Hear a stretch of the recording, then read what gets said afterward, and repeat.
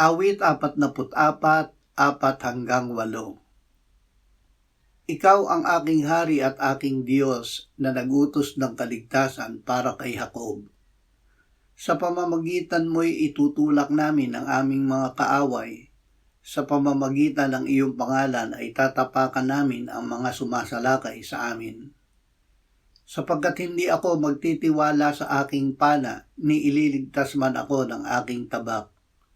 Ngunit iniligtas mo kami sa aming mga kaaway, at ang mga napopuot sa amin ay inilagay mo sa kahihiyan. Sa pamamagitan ng Diyos ay patuloy kaming nagmamalaki, at sa iyong pangalan magpakailanman ay magpapasalamat kami. Mamuhay sa liwanag ng Ebanghelyo. Diyos ang gumagawa sa pamamagitan ni Hesukristo, kaisa ng Espiritu Santo, upang tayo ay maligtas at manatiling ligtas sa kasalanan.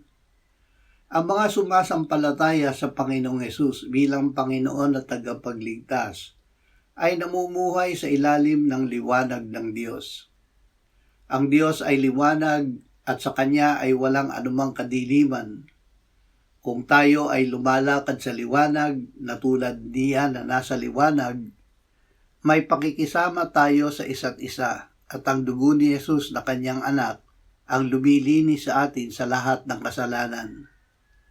Kung ipinahahayag natin ang ating mga kasalanan, siya ay tapat at banal na magpapatawad sa ating mga kasalanan at tayo'y lilinisin sa lahat ng kalikuan.